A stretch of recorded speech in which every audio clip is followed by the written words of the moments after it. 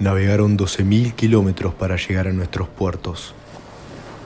12.000 kilómetros de agua y agua y agua.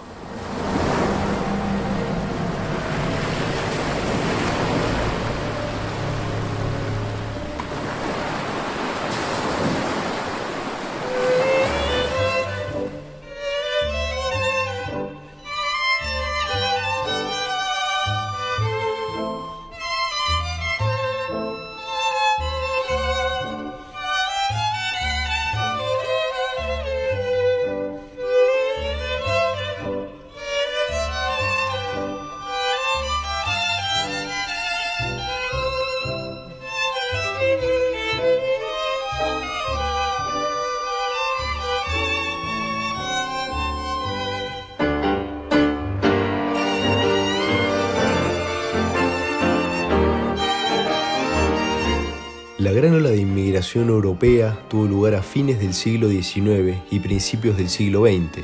Argentina recibió entre 1881 y 1914 más de 4 millones de inmigrantes. En 1895, estos representaban el 25% de la población del país.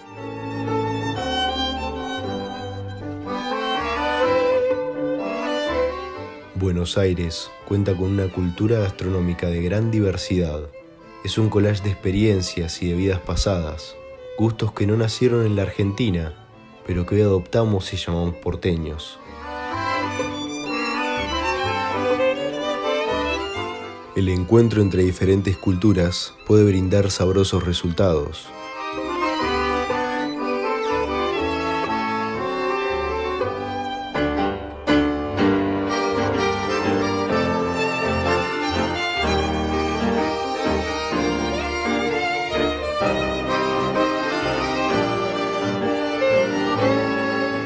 Los italianos que vinieron fueron 2 millones, los españoles 1.400.000. También es de vital importancia la cultura judía. Su población en la Argentina es la más grande de América Latina, la tercera en el continente y la quinta más grande del mundo fuera de Israel. Para el año 2006 se calculaba una población de alrededor de 184.000 judíos en el país, según estimaciones basadas en un informe del Joint. Tanto en la urbe como en las pampas, los recién llegados se agruparon para no perder sus raíces, evitar el aislacionismo y compartir tanto penas como esperanzas. Los sabores que nos rodean tienen identidad y vienen de muy lejos y de hace mucho tiempo. Cuando los inmigrantes desembarcaron en nuestros puertos, no solo trajeron sus valijas, sino también sus tradiciones, sus ingredientes, sus costumbres, sus formas de cocinar y sus recetas, que permitieron a Buenos Aires renacer como el amalgama culinario diverso que hoy es. En cada bocado de comida porteña hay memorias lejanas, herencias culturales e historias centenarias de familias que viajaron desde una Europa destruida por las guerras para encontrar una nueva vida en Argentina. Cuando los grupos se trasladan, se movilizan de una región a otra, migran o sufren crisis, guerras, tragedias económicas, ese universo de gustos, ese universo de prácticas que es comer, también es una forma de poder rehabitar en un pasado conocido, en un lugar que los hermana, en un lugar que les construye afectos, que les trae recuerdos y que de alguna manera los vuelve a ser felices. Por eso todos los colectivos migrantes han buscado adaptar los ingredientes locales a lo que ellos consideran palatable o delicioso. Desde el pueblo italiano de Pescini es que Giovanni Ranieri partió en 1926 rumbo a Argentina, cruzando el Atlántico y dejando atrás su tierra y su gente, con la promesa de volver a buscarlos.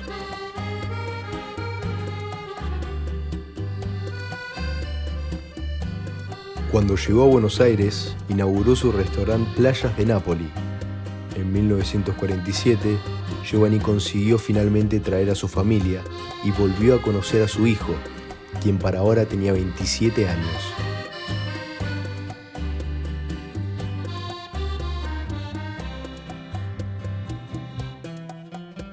Soy Rosario, soy una de las herederas y dueñas de este restaurante que empezó su historia en 1926 con la llegada de Italia de mi abuelo y bueno, empezó su vida gastronómica y después la siguieron sus hijos y algunas veces algunos nietos también han venido a trabajar, como ahora nosotros, por ejemplo. Vivía en el pueblo de Peschici, que es un pueblo de playa, turístico, sobre el Adriático, pero en esa época, si él ponía playas de Peschici, porque Spiagge quiere decir playa, nadie iba a saber qué era. En cambio, Nápoles era un lugar más conocido, como Calabria, ¿no es cierto? Entonces le pareció que tenía mucho que ver Nápoles con el pueblo, porque es más o menos el mismo dialecto, parecido las costumbres, y está a la misma altura sobre el Tirreno. Pero bueno, fue por eso que con la foto de Peschici le puso Spiagge di Napoli.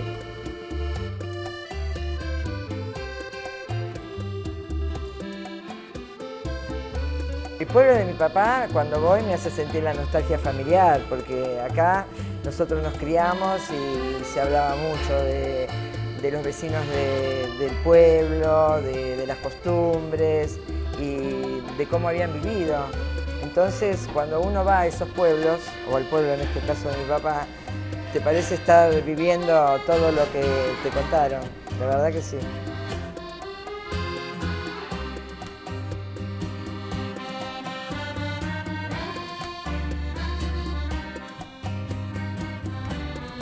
Bueno, la papa yo creo que es un elemento importante en todas las culturas y en las italianas también se usa mucho la papa. Por ejemplo, el puré, la papa natural. Después han incorporado cosas como la tortilla de papa, que me parece que es más española, pero bueno, también se hace. Ensalada rusa, pero bueno, son platos de otras culturas que se fueron incorporando.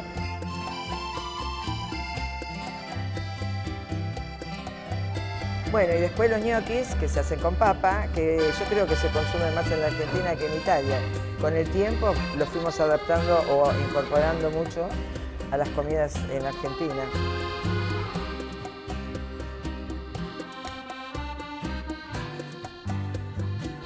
Los 29 acá es una cosa que explota con los ñoquis, la verdad que sí. Y a la noche tenemos que tener cuidado de poder llegar, porque la gente que viene a la noche por ahí se encuentra, que depende de la hora que venga, ya no hay más. Y eso que compramos de más. Y a veces yo como en el ñoqui 29, no, pero bueno, lo que pasa es que llegaste un poco tarde. Las pastas es lo más característico de acá. Los fuchiles, que pueden ser a la Príncipe de Nápoles, con el huevito frito, si lo querés o no. Eso es lo que más piden, los fuchiles, al pesto también. Después piden mucho la salsa boloñesa, acompañando de distintas pastas, y sorrentinos caprese, sorrentinos de jamón y queso. Y después, bueno, está la salsa scarparo, que tiene también mucha salida. Y el ambiente es un ambiente familiar. Acá, si vos querés una cosa romántica y en silencio, acá es todo familia, todo amigos, chicos que salen de jugar a la pelota y vienen y se reúnen. Ex compañeros de colegio que venían de chicos, de jóvenes y siguen viniendo. Es muy familiar, es muy cálido, ¿no?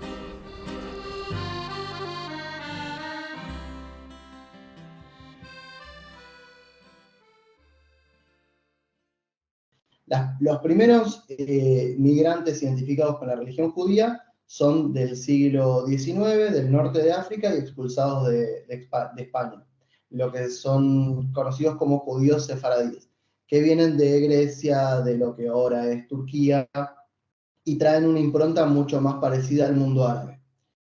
Hacia principios del siglo XIX vamos a tener una fuerte inmigración de otro tipo de judíos, que son los judíos askenazí, mayormente de Rusia. Mismo por eso el vocablo común para referirse a alguien que pertenece a la comunidad judía es ruso, porque en ese momento la Rusia zarista comienza una persecución muy fuerte contra los profesantes del judaísmo, que se va a radicalizar en los primeros años de la década del 20 con el ascenso de Stalin en la Unión Soviética. Eso va a hacer que haya un flujo constante de migrantes del este de Europa, lo que ahora es Ucrania, Rusia, Polonia, Alemania, hacia América en general, Estados Unidos, México, Argentina, y efectivamente, luego de la Segunda Guerra Mundial, hay una nueva oleada migratoria también bastante grande, que va a impactar en todo el mundo hasta la constitución del Estado de Israel, pero justamente por esas migraciones anteriores, en Argentina se afincan muchos judíos askenazí, al punto de que Argentina hoy es uno de los países con mayor cantidad de población que se identifica dentro de esa comunidad, y por eso tiene tanta relación también actualmente con el Estado de Israel.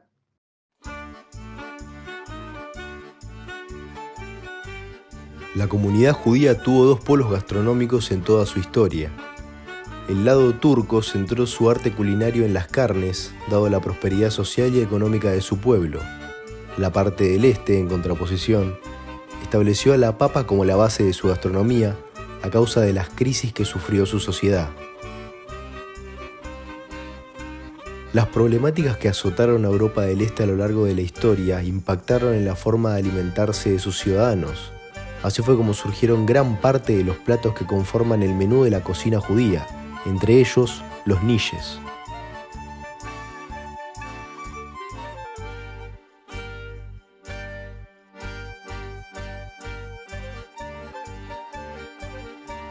Les cuento, nosotros teníamos un restaurante en la calle Tames y Costa Rica, que ahí arrancó en el año más o menos 2014, Hola Jacoba, y se fundó con dos amigas que venían haciendo catering y decidieron, después de tener mucha afluencia de público y mucho pedido de comida, que se lanzaban a esto de abrirse a la gastronomía. Fueron de las primeras mujeres que estuvieron al frente de un restaurante, y el primer restaurante de comida judía en Palermo fue Hola Jacoba.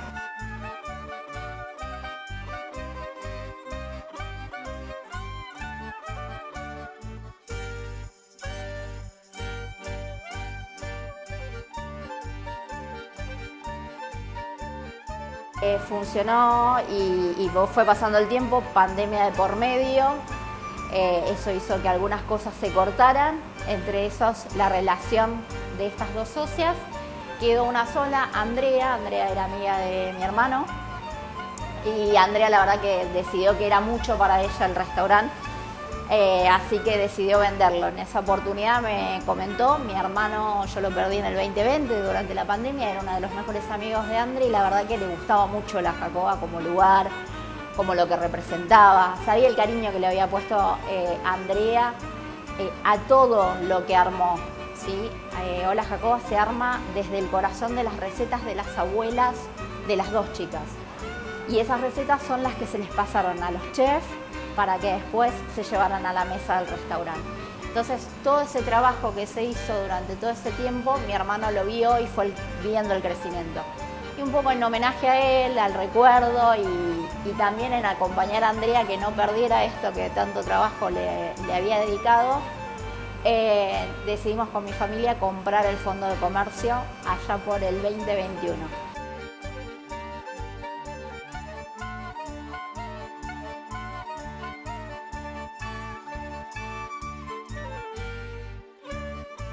Primero que la comunidad judía en Buenos Aires es enorme, ¿sí?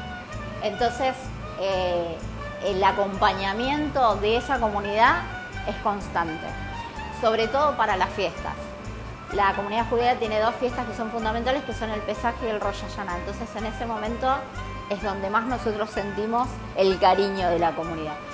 Pero, si bien la comunidad es grande, nosotros tenemos la posibilidad de acercarnos, y sobre todo en el formato restaurante, a toda la parte más joven que hoy elige ser vegetariano, vegano y demás. Nosotros durante mucho tiempo, ahora tenemos una opción vegetariana nada más, pero durante mucho tiempo tuvimos en la carta una opción vegana.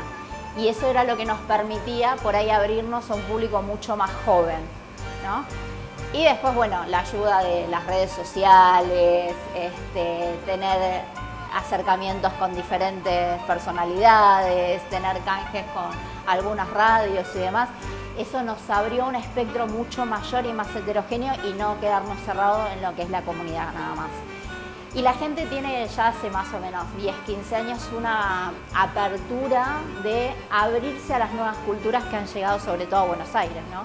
Entonces, mucha de la gente que por ahí no es de la comunidad viene con la intención de decir, che, ¿sabes qué? Me acuerdo que una vez me invitaron a un bar mitzvah, quiero probar eso que comí ahí. Me invitaron a un casamiento judío que está buenísimo porque la ceremonia y te cuentan por ahí todo lo que vivieron en ese evento. Quiero probar eso. La reina. Es la reina, es la vedette. A ver, tenés una de las comidas más tradicionales para el judío, es el niche o el varenike. El niche es relleno de papa. Tenés otras variedades porque hay niches dulces también. Y el varenike. El varenike, nosotros por ejemplo tenemos 2 o 3 opciones de varenike, pero el que se elige siempre es el varenike tradicional, el de papa, que es una masa rellena como la del raviol, si se quiere, o el angelotti, rellena de puré de papa con cebolla, que son cosas que son principales en la gastronomía para los judíos.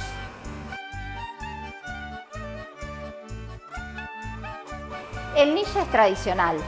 Lo que te puede variar es por ahí la forma, si es más redondito, si es más grande, si es más chico, pero en general se hace también relleno de papa con cebolla y al horno. Algún lugar te puede variar en que la masa no sea casera. Nosotros, salvo por un bocado, todas nuestras masas, toda nuestra panificación la hacemos en el local.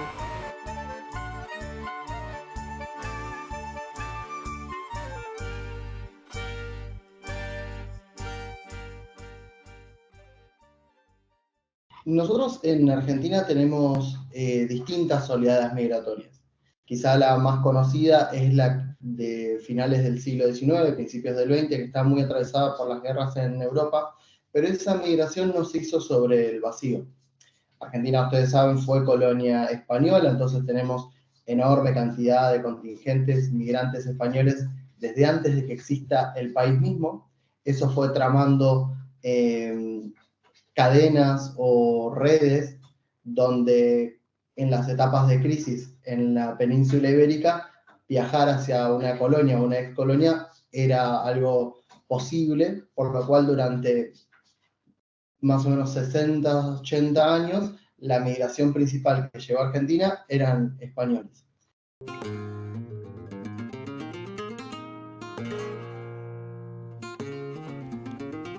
El Imparcial fue fundado en 1860 por Severino García, un emigrante del país ibérico. Este restaurante jugó un papel fundamental en la transformación de Buenos Aires hacia un ambiente cosmopolita, ya que aportó a la construcción de la Avenida de Mayo en la gran avenida porteña por excelencia.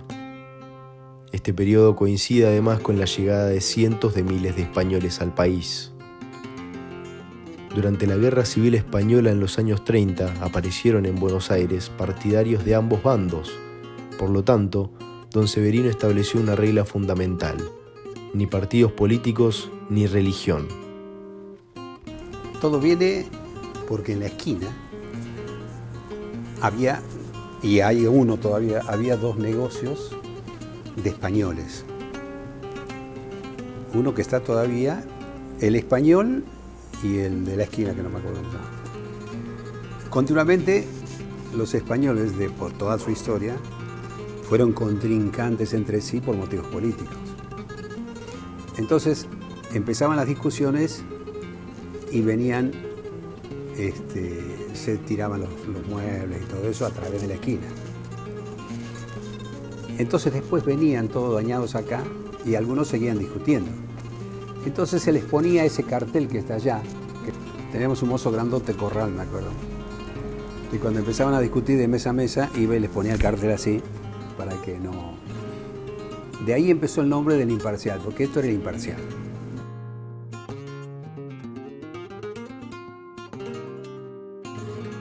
Todo esto anteriormente fue de una sociedad que se llamaba Rial Barreiro y Compañía. Yo de casualidad o destino me casé con la hija de Barreiro. Entonces empecé a trabajar allá y después acá. Y ahí vino que me echaron del último laburo, entonces aparecí acá y después allá.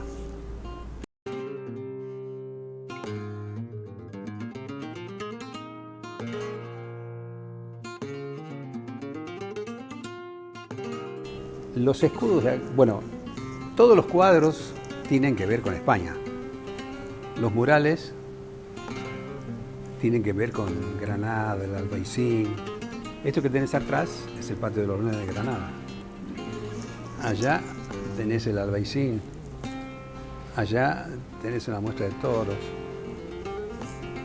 Todas esas cosas son, digamos, íconos de lo español. Y esencialmente de lo español mezclado con la cultura árabe, ¿viste? Almohacín.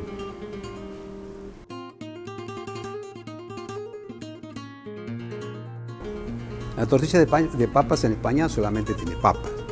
Papas, un poco de cebolla y huevo. Acá tiene papa, cebolla, huevo, chorizo colorado. O sea, es una cosa más completita, pero que vos le decís a un español que es una tortilla de papa, y yo no, una tortilla de papa no es esa.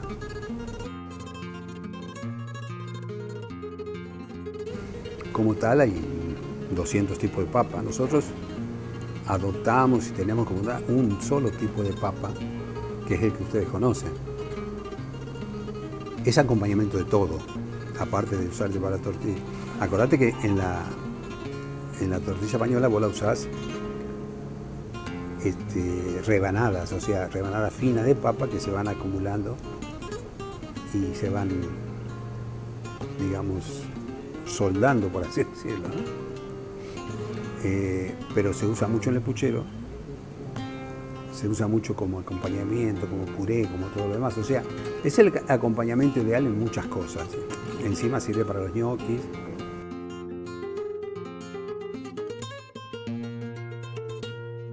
Es muy importante, primero por la historia que tiene. Después porque durante muchos años empecé desde pelando pescado, como se llama acá. Pelar pescado se llama desescamarlo, que es un trabajo bastante asquerosito. Hasta que llegué a ser presidente de la sociedad. Todo eso es un tiempo de vida, viste, que me hizo abandonar todas las otras profesiones que tenía para quedarme con esto.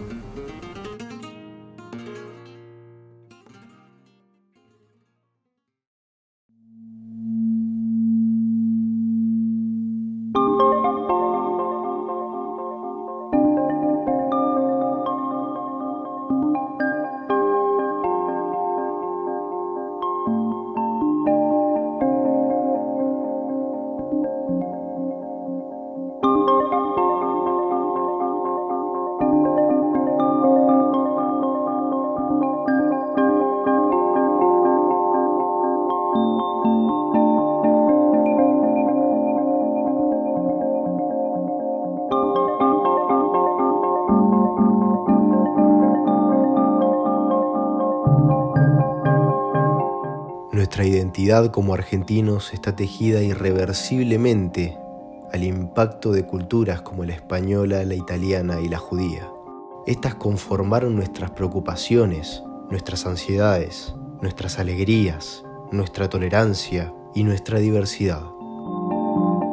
La papa, sea cocida frita, hervida o al horno, es un elemento que nació en Latinoamérica, fue readaptado del otro lado del Atlántico y finalmente retornó a la Argentina con múltiples significados y distintas formas de entender el mundo. Esté usada en un ñoqui, en una tortilla o en unos niches, es el ingrediente que unifica la injerencia de las culturas europeas. A pesar de estas diferencias, algo queda claro: lo que comemos es parte de quienes somos.